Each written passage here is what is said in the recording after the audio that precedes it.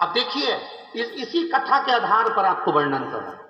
परसों की कथा में आपको कहा था एक लड़की को कोबरा नाग कितनी जगह काट गया, 5 जगह पर लड़की बच गई जीवित।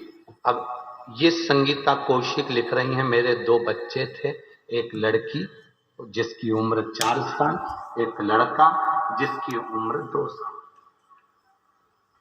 हम शहर में रहते हैं, ऐसी जंगल में भी कहीं नहीं रहते गुरुदेव।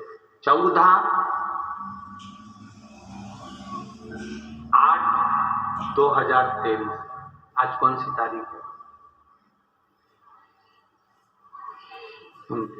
14/8/2023 को मेरे दोनों बच्चे पलंग पर सो रहे थे, वहां सांप घुस गया और मेरे दोनों बच्चों को डस लिया, मेरे बच्चे मर गए दोनों। एक विचार करिए, सांप भी डस ले तो मिल जाए किसी को जीवन दान, और एक चींटी के कांटे से अरे मिट जाए नामो निशान। अरे कोई कारण होगा, अरे कोई कारण होगा, अरे कोई कारण होगा, अरे कोई कारण होगा। कारण क्या हो सकता है हमको नहीं मालूम। हमें नहीं मालूम कि भगवान क्यों लिया, क्यों दिया।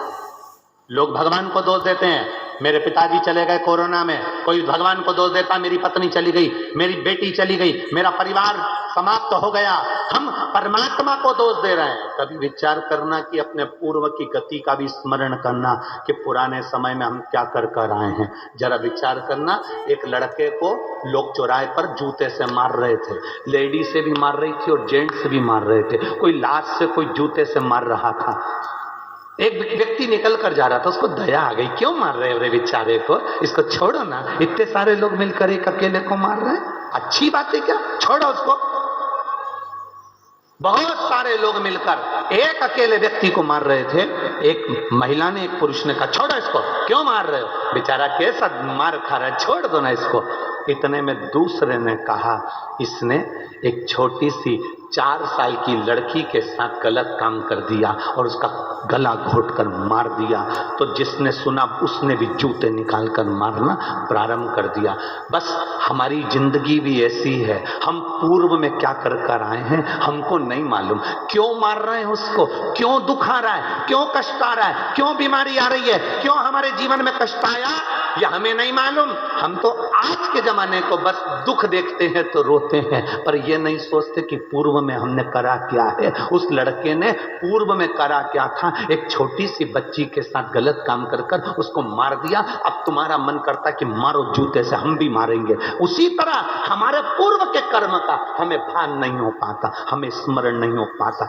जितनी बीमारियां मिलती हैं हमारे पूर्व जन्म के कारण, जितने रोग आते हैं पूर्व जन्म के कारण, जितनी तकलीफें आती हैं पूर्व जन्म के कारण। आज के समय में तुम गलत काम करते ही कहाँ हो, शंकर जी को भजन कर रहे, स्मरण कर रहे, कीर्तन कर रहे, मंत्र जाप कर रहे, ये सब कुछ कर रहे, थोड़ा ना थोड़ा तो भजन कर रहे तो पुण्य तो कमा रहे। या हमारे पूर्व का कुछ करा गया पाप कर्म हमारे सामने आ जाता है, जिसके कारण बस हम समझ नहीं पाते।